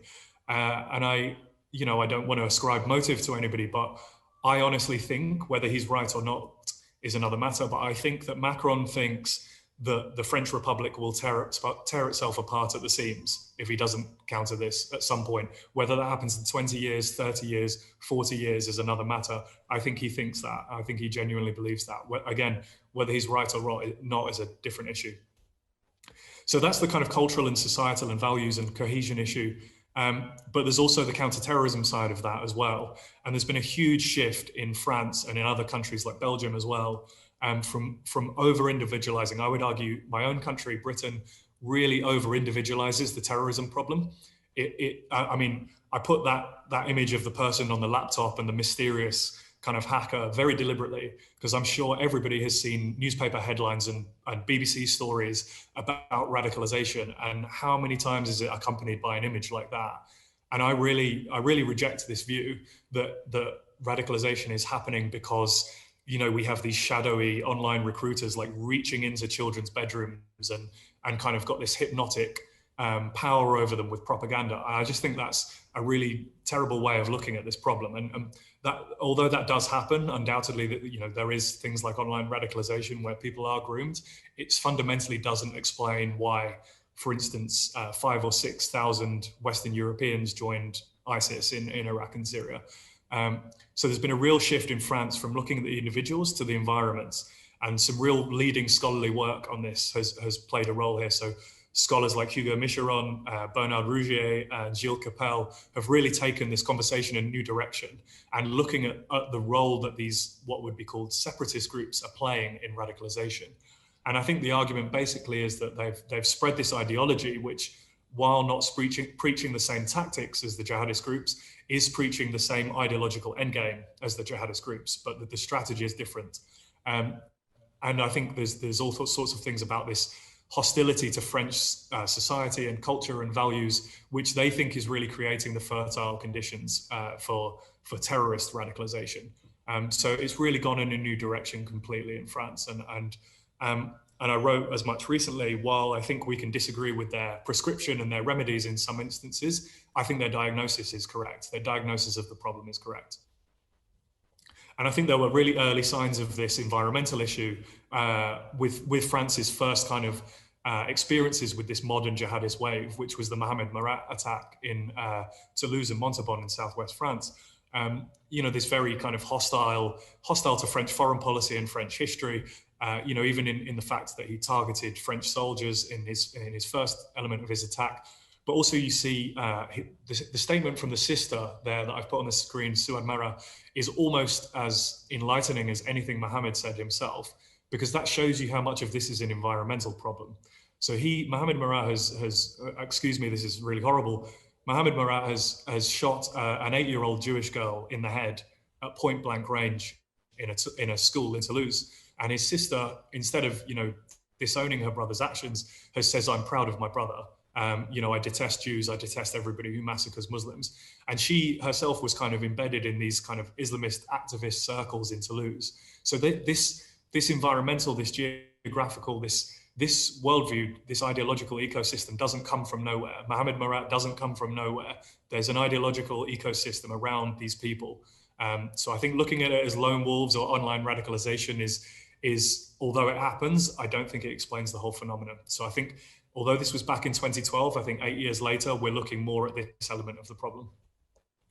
And this is just a quick plug. I've just done a paper for the Counter-Extremism Project, the New York-based think tank, on the narratives of Islamist groups in the West. And I'm talking about Islamist groups all the way from the non-violent to the jihadist groups. And I won't go into this now, but I came up with 4 common narratives to Islamist groups and jihadist groups. The first, again, Amjad mentioned this, there's this idea that there's a war on Islam, a global war on Islam, the kind of need for an Islamic state or an Islamic caliphate. It kind of takes on this utopian dimensions, I think, with Islamist groups. And then a hostility or an enmity for Western, the West as a kind of intellectual, moral, religious construct. And then this idea that Western Muslim communities are constantly under attack and under siege. And I think the obvious question, if you believe in all these narratives, is, well, surely I should do something about it. So I think what I'm saying is that inadvertently, Islamist groups are introducing these 4 narratives, which are also shared by jihadist groups, into the mainstream in European society and Western societies. So anyway, I think this will be out on the 10th of December. So again, if you want to follow me on Twitter or connect with me on LinkedIn, I'll definitely be doing some self-promotion on there. But if anybody is interested in it, but I think this is another key role of this holistic Islamist picture in the West, is these four elements. And a really key example of this recently is just we saw with Samuel Paty's gruesome murder in a kind of Paris suburb, talking about this idea that there's a war on Islam and there's Western Muslims are under siege. This preacher who allegedly had links to French Brotherhood figures and Hamas figures, he told his followers, if we tolerate these cartoons, we might get what happened tomorrow in Srebrenica, which is obviously the Serbian genocide of Bosnian Muslims. So there's this real idea that there's an existential threat facing Western Muslims, which is, to my mind, a really dangerous narrative to put into the mainstream. I'll skip over this because I'm probably taking too much time, but I think we know that Vienna is making many of the same moves against domestic Islamism as well. So what I'm saying is that there's been a kind of continental shift. There's been the counterterrorism element where people are looking at ideology and environments as much as the individual. Then there's this fear about the counterculture, these parallel values and parallel laws and societies popping up in European cities. And then there's a sovereignty issue as well. It's whose laws and whose values are we obeying? In the French case, is that the values of the Fifth Republic, or is that the values of, for instance, the Muslim Brotherhood or these other Islamist groups? So there's a real sovereignty question here, and this is a totally new way of looking at this problem, I think. And how the brothers respond is going to be a real key part of that. And this is just to wrap up, which is what I was asked to do, was talk about the threats and dangers. And I think one thing that's been rolling around in my head is if there's a European crackdown on non-violent Islamism, will the non-violent Islamist groups, the Brotherhood groups, and those offspring, will they suddenly see themselves as facing an existential threat? If they do, does that line between violence and non-violence kind of evaporate? Does it become much thinner at least? And I think we've actually already seen this a little bit with Hizb ut-Tahrir, which is obviously a totally different group. But some of their content recently exploiting the situation in France and Charlie Hebdo has been almost indistinguishable from what Al-Qaeda might say. It's very much call to arms, a call to defend Islam from, French blasphemy and French effort. So I think that line between violence and non-violence, there's a risk with the more belligerent ecosystems that it kind of fades a little bit. I think the other risk is that the United Kingdom can become a weak link here. I think in Europe, there's a very different way of looking at this problem. And there's, tackling these Islamist groups is very different in terms of either funding or in terms of, whether they're actually even allowed to operate. And I just think the UK is way, way behind some of our European neighbours on this discussion. So I know London in particular has been a haven for radicals in the past. I'm just wondering if that's going to happen again, if there's a European shift. The other element we've seen is, in terms of France especially, is this really intense international pressure. And I think every Western government should be looking at this with real nervousness and trepidation, because France's efforts to counter its dreadful terrorist threat have gone beyond the usual platitudes and niceties. And the response they've got, from people like President Erdogan, from Imran Khan, have been, to an extent, expected, but they've also really succeeded in mobilizing a lot of international pressure. Part of this is a myriad of think tanks and NGOs that are the offspring of the brothers as well, who are obviously mobilizing in opposition to this. The other element, and I've written about this recently, has been the American press, which simply does not understand, understands what French universalism is, doesn't understand what laicity is, and it doesn't understand what Islamism is. And there's just been a real confusion in the American press over what President Macron actually wants to do. And part of this is a real curveball for me in 2020, and this is going to make tackling Islamism, non-violent Islamism, much harder, I think, for every Western government, is the emergence or the mainstreaming of kind of intersectionality and identity politics.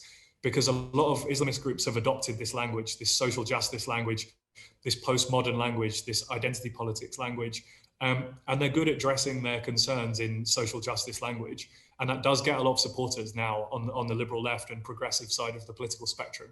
And I think we're seeing that in the response in America. So I think that's going to be a huge, huge challenge for any Western government that really wants to tackle this long term, is the amount of pressure and opposition they're going to receive. So I hope that, I have no idea how long I took, but I hope that wasn't too long. That was just a bit of an overview.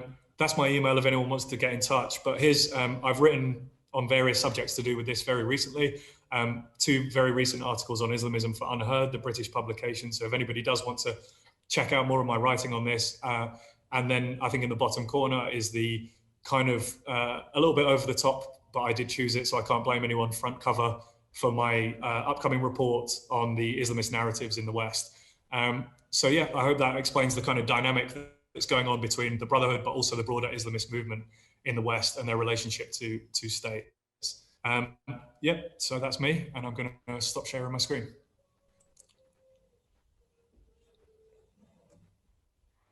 Thank you very much, Liam, for some very insightful comments on the evolution of Islamist groups in the West and some of the key challenges facing European countries right now, in particular, and especially in how to deal with the non-violent Islamist groups. So thank you very much for this presentation, and luckily for all of us, we didn't hear too much flute in the background, so that was perfect. Thank you so much for this. So I'd like to introduce our fifth speaker for today, Dr. Ilan Berman. So he's the Senior Vice President for the American Foreign Policy Council in Washington.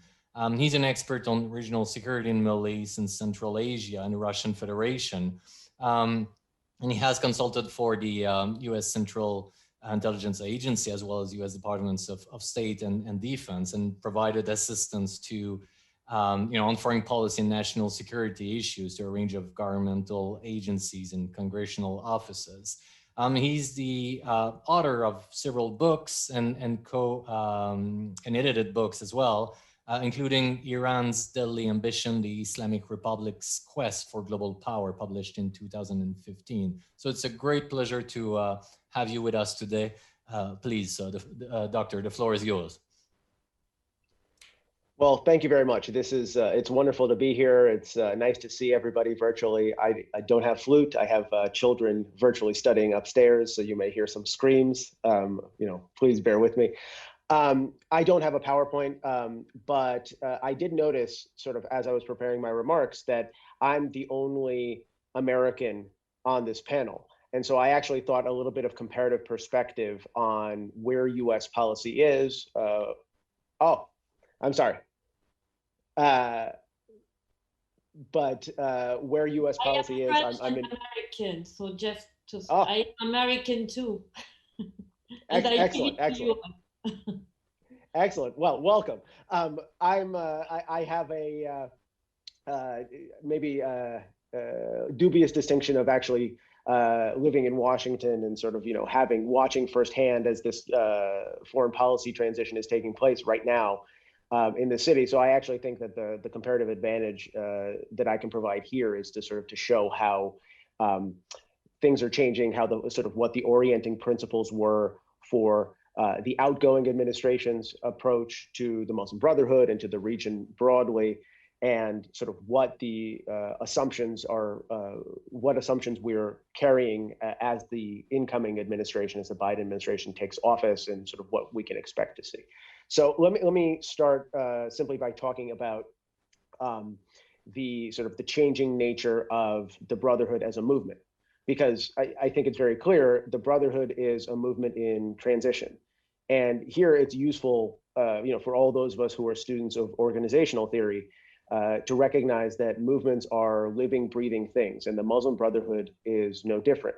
And so what we've seen over the last several years is a pretty significant shift in internal attitudes in the group, in terms of strategy, both locally and globally. Much of this is driven by the Brotherhood's political victory in the throes of the Arab Spring, both in Egypt and elsewhere. Just focusing on Egypt, though, for a minute, I think it's useful to understand that the Brotherhood's promises to not intervene in the opposition to Hosni Mubarak and the ultimate ouster of Hosni Mubarak and the political transition that happened after, the fact that the Brotherhood's promises were hollow ultimately, and the Brotherhood did intervene, was frankly entirely predictable. The group was the most organized and powerful voice in Egypt at the time. I would argue sort of one of the most powerful and most organized voices in the Arab Spring as a whole. And its activism, I think, was entirely predictable. And it was also logical. Look, historically, there are clear analogs to this sort of behavior, the sort of behavior we saw from the Brotherhood in the Arab Spring.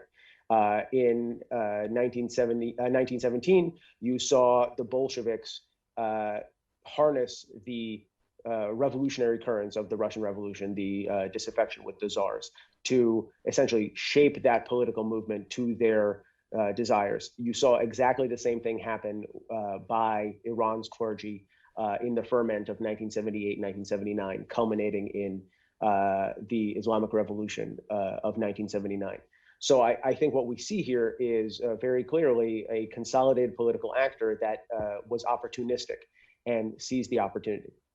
And the reversal of fortune that happened over the successive 2 years, I think, is really dramatic, and it needs to be understood. The 2013 ouster of Mohamed Morsi from the Egyptian presidency was an inflection point for the group. And what we've seen since then has been an internal fragmentation, a fairly significant internal fragmentation. And we can now envision what we in Washington call a number of alternative futures for the group. There's a struggle for the soul of the movement that's now underway. It's a contest between forces that you could call participationist and forces that you could call rejectionist. The youth wing of the Brotherhood is far more radical. The old guard is less so. That tension between those two factions was seen in the movement's revised charter when it was issued in Egypt in 2017, which echoed far more strongly the more radical sort of anti-establishment voice of the youth wing than it did the more measured pace of the old guard. I think that's significant because there is, in terms of the Brotherhood's orientation, the Brotherhood has always flourished comparatively by being participationist in nature, by essentially trying to work within existing systems to try to modify them, right, is the charitable view, subvert them is the uncharitable view, but obviously working within existing systems and remolding them in its own image. But what you now have within the organization is a not unsubstantial strain that talks about a rejection of the system as a whole. And this moves at least that faction of the Brotherhood much closer to the types of groups for which it has historically served as a gateway. Far more radical, violent groups that reject the existing order and seek to overturn the table itself. And how this plays out will have enormous consequences, not only for the future of the Brotherhood itself, but also for all of the countries that have Brotherhood branches, both official and unofficial. So that's my first point. The second point, I think, is that it's necessary to understand that while it's useful to talk, I think makes for a useful device to talk about the Brotherhood as a unified international movement. I think the reality is that it's not quite the case. It's tempting to think of the Brotherhood as a unitary actor, but the reality is more complicated. There are an estimated 18 separate official branches of the group today, and there are many, many more unofficial movements, factions, groups that are ideological fellow travelers, groups that are sort of follow-on offshoots that are more radical that the group feeds into. While some of these are closely tied to the Egyptian branch, others are less so, and some of them are enormously significant in the national politics of their respective countries. We talked earlier about Morocco's PJD. I would also flag the Islamic Action Front in Jordan, which serves as that country's main Islamist opposition. All of this is, I think, very significant. And I highlight all of this as a precursor for that discussion that I mentioned about understanding US policy.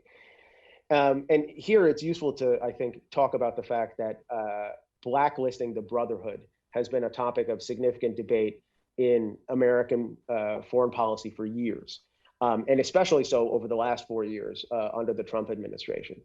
There have been multiple congressional resolutions. There have been potential executive orders that have reportedly been drafted but not passed.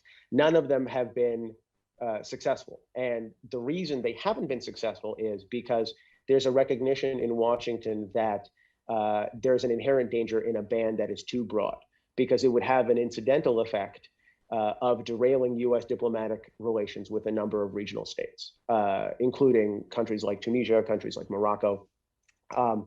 This is, I think, there's a layer of complexity that's added to this by two additional factors. The first is the ongoing Gulf state dispute with Qatar. In the United States, there was an early embrace by the Trump administration of the view that Qatar needed to alter its foreign policy, needed to become a more constructive foreign policy actor. Over time, though, that view has diminished, and there have been voices in the administration that have carried the day, and they have counseled the idea that Qatar needs to be rehabilitated for a host of reasons, for the stability of U.S. military basing in the region and other factors. But this has led to a more hands-off approach to Qatar on the part of the Trump administration than you'd have otherwise. And this includes also not really raising an issue about something that is, I think, very much of concern, which is Qatari support and sustenance for the Muslim Brotherhood itself. The second complicating factor, I think, is the Trump administration's guiding of the current normalization wave that's taking place in the Middle East. This is an effort that has encompassed enormous political capital in Washington. It's a tremendously hopeful effort, but it's also an effort that's still unfolding.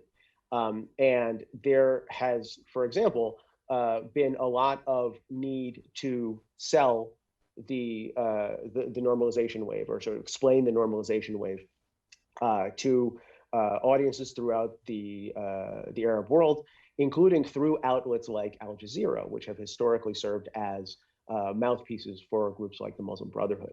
And this has also, I think, conspired to create a more hands-off approach on the part of the Trump administration than you would have otherwise to the group writ large, and also to Qatar's role in providing it with sustenance. And so what you see come out of this is, the whole is less than the sum of its parts. There was a lot of expectation that the United States would adopt a more forceful strategy towards the Muslim Brotherhood, especially under the Trump administration. This hasn't happened. And what we haven't defaulted to a more nuanced approach yet either. What is needed, I think, is a more tailored and targeted measures that are intended to isolate the group in these respective countries. This approach, though, this sort of graduated approach, hasn't really materialized, however, and it's not, I would argue, it's not likely to now as we transition out of the Trump administration and into the Biden administration. The incoming administration is very likely, I think, to take a softer tack towards the group as a whole and not to press the advantage. And I use that term, I think, advisedly, because there is an advantage in various places, including in the Emirates, in places like Jordan. We're seeing greater efforts to isolate and limit the group's influence, and they're working. The Brotherhood is now very much on the defensive. A great example that I can provide to you of this is the electoral results from Jordan's election of just a few days ago, where the Islamist Action Front and Islamist groups generally had far less sway than most observers had expected that they would garner in terms of political representation. And so for the United States, as we enter this period of transition, as we enter a new administration that is busy formulating its own priorities with regard to the Middle East, we have to make sure that we don't do anything inadvertently that makes the group more powerful again. So let me conclude just with 2 points of promotion. Liam, I think, did exactly the right thing and pointed to his writings on the subject. I would point to a couple of things that my organization, the American Foreign Policy Council, has done that may prove useful to the other speakers. also to the viewership. The first is a project that we run called the World Almanac of Islamism. It's a multi-platform project. It's digital. It's also in print. It's online at almanac.afpc.org. And it is as close as we can make to a global view on the political phenomenon of Islamism and as it affects regions and sort of the world over. Many case studies, including sort of an excellent chapter on the Muslim Brotherhood and its evolution and its current global reach. The second is highlighting something that also that Leon talked about, sort of the ideological question. I am thankfully in the final stages, and by final stages I mean that it's going to the publisher in the next couple of days, of a big book on precisely the issue that the Cameron government in the UK highlighted in its day, and that the French government is highlighting now, which is the ideological dimension. There is very much a struggle underway, a struggle for dominance among different ideological strains throughout the Muslim world. This isn't a struggle that the United States is an intrinsic part of, but we can certainly understand the struggle better and amplify certain voices. And so the book project that I'm finishing, which will be out early next year, is called Wars of Ideas, Theology and Interpretation in the Muslim World.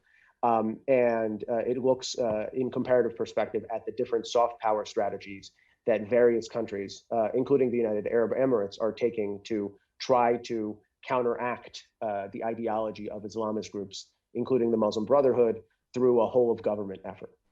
So I'll stop there. Thank you. Excellent. Well, thank you very much for this presentation, and we do look forward to reading this this forthcoming publication, hopefully very soon. You said early next year, so we do look forward to it. I was told that Dr. Cesari unfortunately has to leave us a little bit earlier, so I just wanted to thank you for your time today. It's been a great pleasure to formally meet you, and thank you very much for your time and your presentation today. Thank you very much. Bye-bye. Thank you. So moving on to our sixth speaker today. Last but certainly not least, it's a great pleasure to have with us today Dr. Eran Lerman, who's the Vice President of the Jerusalem Institute for Strategy and Security. Dr. Lerman has served previously as Deputy Director for Foreign Policy and International Affairs at the National Security Council in the Israeli Prime Minister's office. He held also senior positions in the IDF military intelligence for over 20 years. And he's an expert on Israel's foreign relations and on the Middle East. And he holds a PhD from the LSE, London School of Economics, and a mid-career MPA from Harvard University. It's a great pleasure to have you with us, sir. So please, the floor is yours. Victor, shukran jazilan to you and to Trends for having me. Actually, in this particular forum, I would say that my claim to fame is that I wrote an essay on Maududi's concept of Islam, which was published when I was a little over 20, which was a while ago. But people still quote it from time to time, and I think I'm going to go back to the core of it. Listening to the discussion so far, it struck me that if there's anything I can bring in addition to all the wisdom we've already heard, is to try and bring some of the strings together, or to use a title of a paper of mine 2 years ago, to forge this into a kind of weapon. And the weapon is a three-pronged, like Neptune's weapon, because we do need to keep the balance between three elements. All of them were present here, and all need to be part of a coherent strategy if we are to contend with the challenge of the Brotherhood. And of course, the more radical elements that circle around it. And I called it the three-pronged approach of strong security, social change, and ideological warfare. And I'm sorry Dr. Cesare has left us, because she's made the point that we may face again a serious emphasis on the social dimension, both in Muslim majority countries and in Muslim communities which live a sort of semi-isolated social life within the West. So the social dimension is clearly an important part, which was, I would say, the predominant element in the Obama administration CVE concept, which we met when I was still in government. I have to say I've met Israelis who thought this was nonsense, and their instinct was to focus on the securitizing of the question. I would accept that a serious, consistent, coherent social effort to draw people away from the kind of infrastructure of dawah that has become so central to the work of the Brotherhood is an important part of the story. But clearly it needs to be constantly in balance and in intelligent interaction with the two other elements. Security penetration, the capacity to tell the good guys from the bad guys. Well, what can I say? I wonder sometimes, how does it come about that there are more Australian volunteers with Daesh than Israeli Arabs?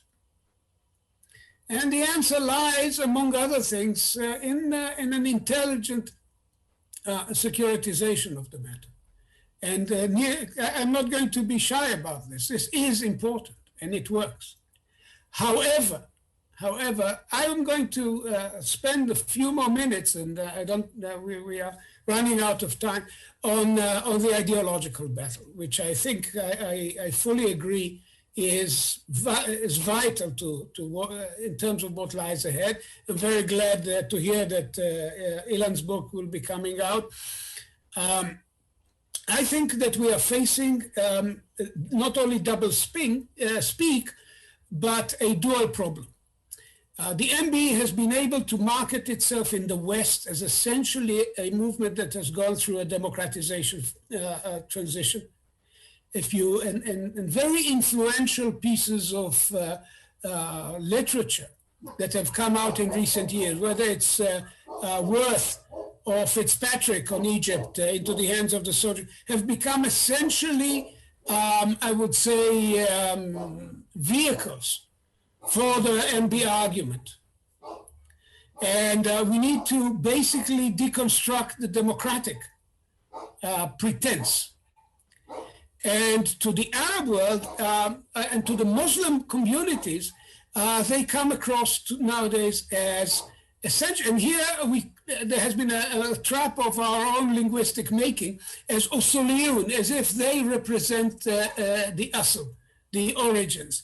This is a rough translation from fundamentalism, and I'm very glad that the French don't use that term. It is ubiquitous in the West, and it is misleading. But I believe that in the ideological battle, there is one way of dealing with both challenges, which is to go back to the origins and point out that the birth certificate of both Jamaat-e-Islam of Maududi and Hassan al-Banna's Brotherhood was in the age of totalitarianism and under the imprint of totalitarianism. If this was a racehorse, I would say of Islam by modern Western revolutionary totalitarianism, whether you're looking at the Bolshevik template or the Nazi template coming in through various angles. To some extent, Maududi was trying to tell us that Muhammad was the first Lenin. And the Mufti was telling us that the Nazi template is where we should go.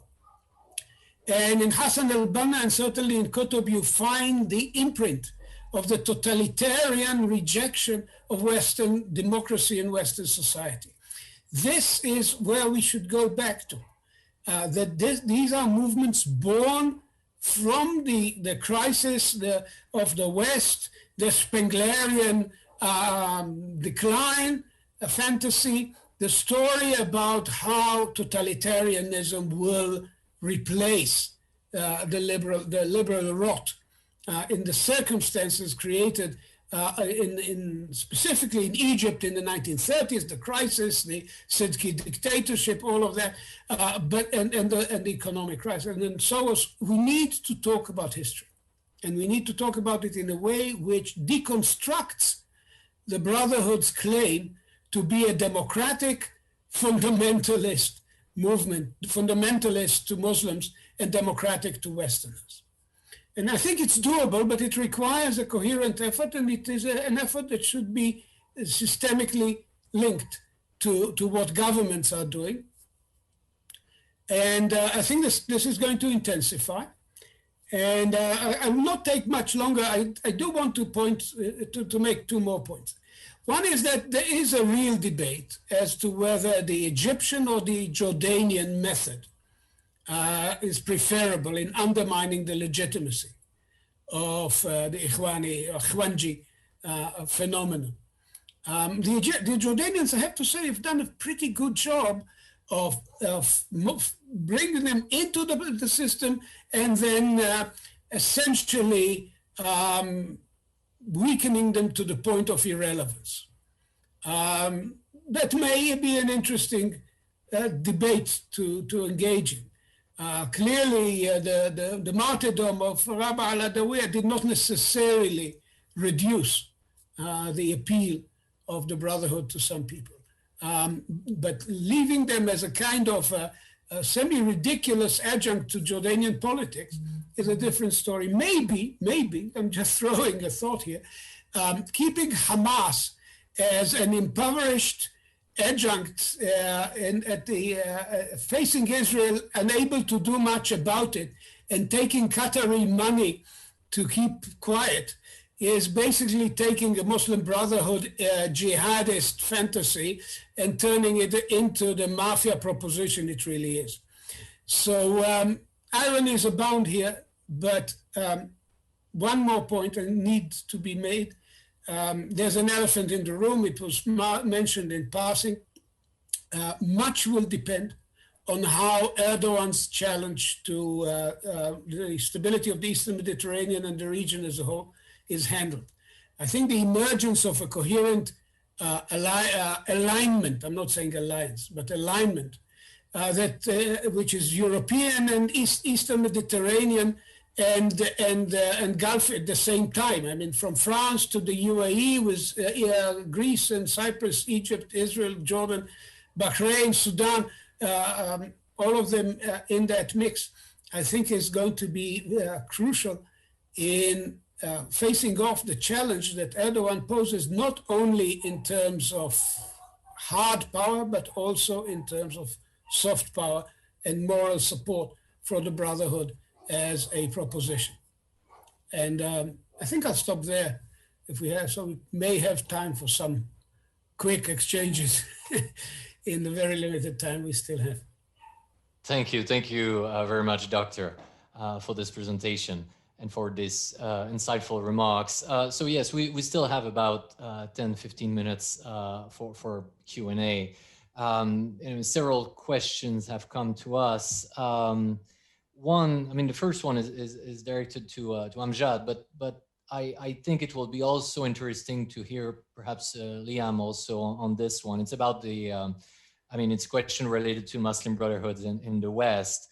And it asks, about the current, I mean, the past crackdown on Muslim Brotherhood in the West, especially in France, and how, this will impact the presence of the Muslim Brotherhood there and its relations with Western governments. So how basically the relations between Muslim Brotherhoods and Western government are likely to evolve in the next coming years. So perhaps, Amjad, we can start with you if you want to answer this. Well, let me start with this figure first. Has the West got any problem with the Muslim people? No, they don't. I mean, the Muslim society is part of the West society, the Western society. And I'm trying to find the info. There you go. There we go. So, and to prove that, let's talk about France. And a lot of people, if you see it recently, they start attacking France and France is fighting Muslim people and all that. That's not true. 2002, 260 mosques are in France, and most of them are being sponsored by the government. And we're talking about more than 6 million people live in France in peace and prosperity for quite long. And we're talking about more than 4,000 French people become Muslim every year, according to the French stats. And, but where is the problem then? Why does France, for example, right now, when France went and had a blind eyes of what's happening in France for quite long, or as Lim spoke about, Duffy spoke about how like Britain used one of the cases, for example, they wanted to counter terrorism or radicalization by using the Muslim Brotherhood, which didn't work very well. And we hope Biden is not going to use the same policy. Hopefully not. I don't expect them to do so, because I think Biden also understands the fact that Muslim Brotherhoods, they're almost like a burnt card right now. He's not going to use them anymore, or any of the Democrats, they're not going to use it, not expecting them to do so. But where's the problem? The problem, for example, we give you an example here in France. There are, out of those 2,000 mosques, there are 600 mosques. With every single year, Erdogan's regime sends more than 120 clerics to teach those people in France about Islam and so on. And he doesn't teach them definitely about Islam, he teaches them about the radicalization of Islam. And as one of our colleagues mentioned, there's a big grown Salafi section in France. A very simple example of that. Can you imagine the Qaradawi's book, Yusuf al-Qaradawi's book, are being in France and in Islamic Society of Boston Culture Center in Roxbury, which is the same mosque that was attended by the two brothers who carried out the 2013 Boston Marathon bombing. Guess what he says in that book? Yusuf al-Qaradawi books existed in that places, on those places in France and in Boston, on those mosques. And that literally Yusuf al-Qaradawi in January 13, 2009 speech aired out on Qatar stated on Al Jazeera TV network said what? Throughout history, he literally said that throughout history, God has imposed upon the Jews people who would punish them for their corruption. The last punishment was carried out by Hitler. Who is that? Al-Qaradawi. Where is his books? Are right there in the libraries of those mosques run by the Muslim Brotherhood in France and in Boston. That's the problem. Thank you. Liam, would you like to add something? Sure. Yeah, I'll be really quick. I think if European perceptions of the threat are changing, the Muslim Brotherhood will adapt. It's as simple as that. Its great strength over the years has been its flexibility and its pragmatism.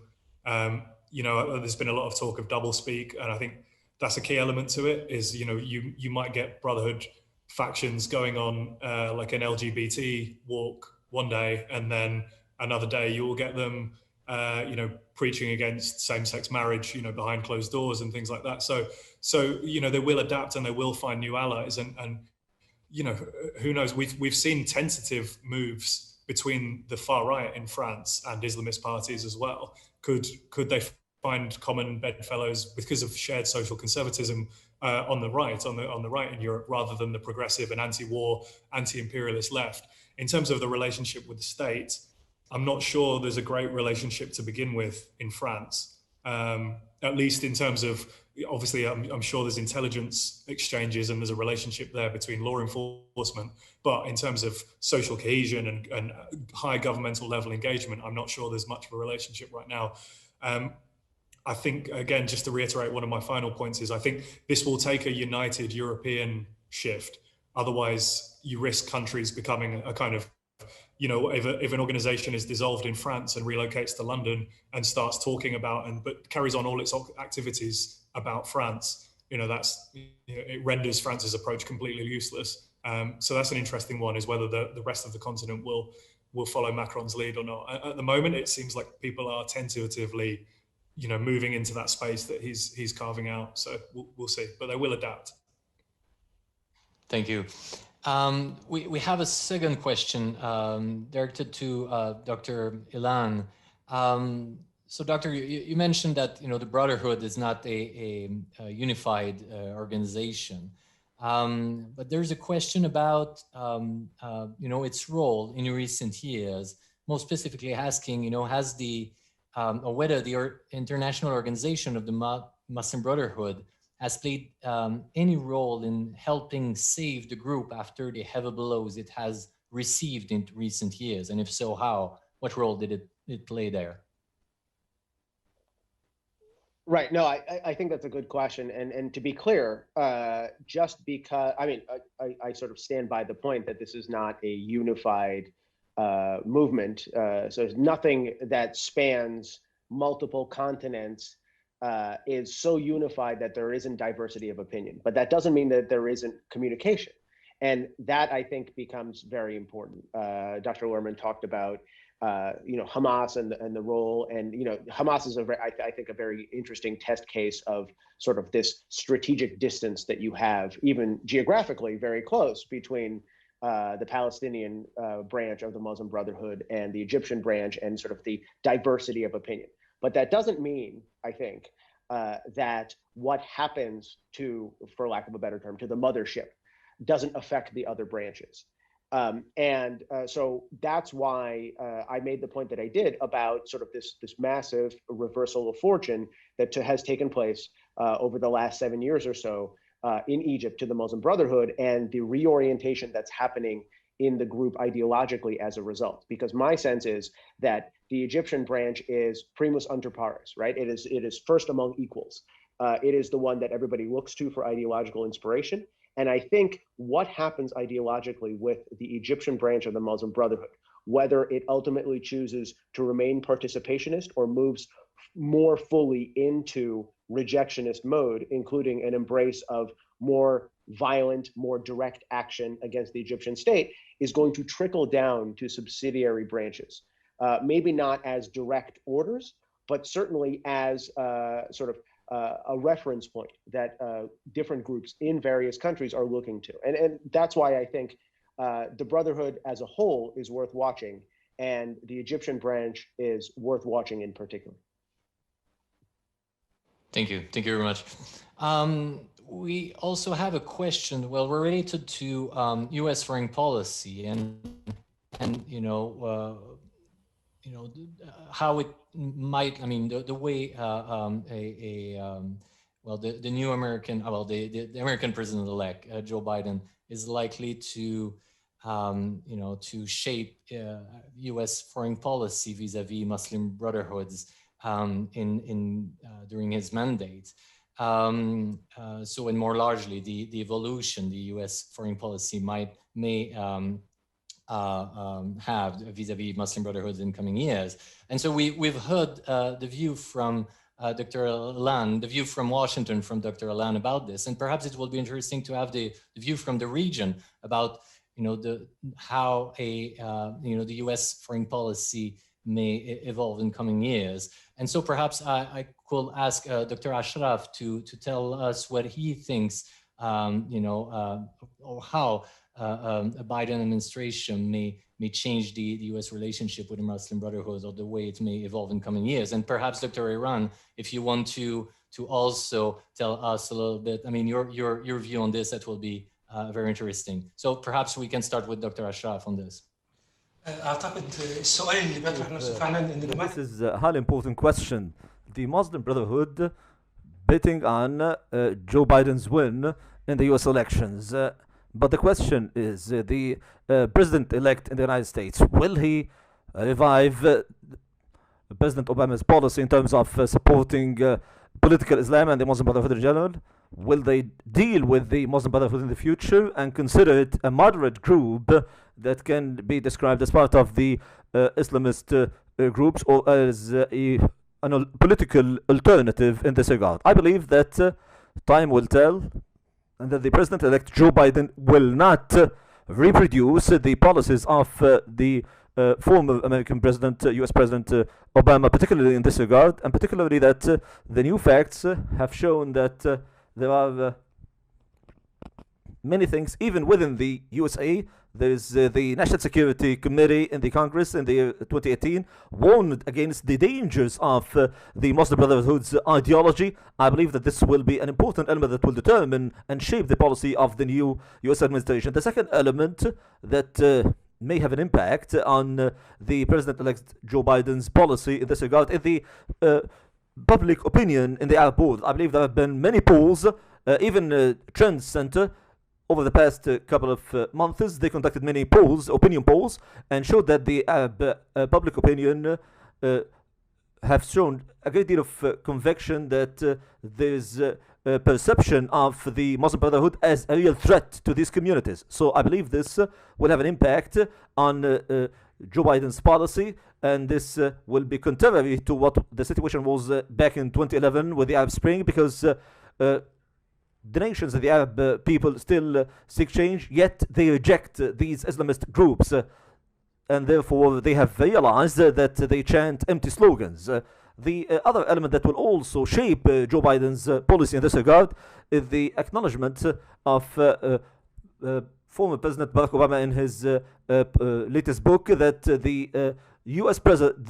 foreign policy in dealing with the Arab Spring failed, and also dealing with the Muslim Brotherhood has been a failed policy also. So according to the Obama's opinion, they perceived of the Muslim Brotherhood as a really alternative, yet the impact showed that this is an opportunist group that seek their own interests only. So I believe that the President-elect Joe Biden will adopt a different policy compared to the policy of the former President Barack Obama, and he will take into account the latest developments in European stances on the Muslim Brotherhood and political Islam in general, and particularly that the ideology adopted by this group has been revealed to everyone, and they do not seek peaceful coexistence at all. Thank you.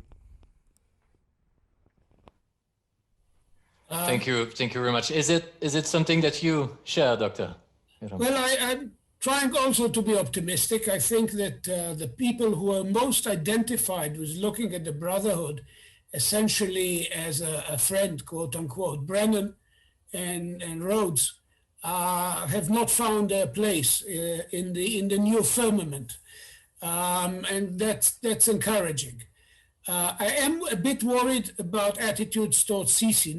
I'm not underestimating the problems that the Sisi style of governance generates, but there will be pressure from within the Democratic Party to take a harsher line on Egypt's harsh line. That's, I think, something to watch for. At the same time, we have to bear in mind, I want to be very blunt, it was mentioned here, I think Ilan mentioned it, that there were elements, pro-Qatari elements in the administration. There was certainly a very important pro-Turkish element that has just left government before the changeover. Leave names aside, but there was and Trump himself had this kind of bizarre relationship with a strong man in Ankara. This is not the case with Biden. And here, the Turkish question could become very central to the discussion, and with it also the Brotherhood question in a relatively positive direction. So I want to share Dr. Ashraf's optimism in this respect. Wonderful, thank you so much. Well, I think we could continue this discussion for several more hours, but unfortunately we have run out of time. So on behalf of the whole team here as Trends, I'd like to thank all of our speakers for taking the time to join us today and for sharing your thought, your expertise, your knowledge on this very important and timely topic. Thank you also to all our viewers around the world. Inshallah, we'll be able to do it in body. Hopefully. When we get rid of this pest. very soon. So that's just an introduction, and then we can, do the real thing, hopefully in the next few months. And before we leave, and before we can meet in person, I'd just like to also briefly point out that Trends will be holding another e-symposium entitled Investment Under the Guise of Religion, the Brotherhood's Economic Empire, which is scheduled to take place on December 22nd. So in a little bit less than a month. And so we hope that you'll be able to join us at this occasion. So thank you very much. Have a wonderful evening or rest of the day. And we do look forward to seeing you very soon. So all the best, and thank you very much.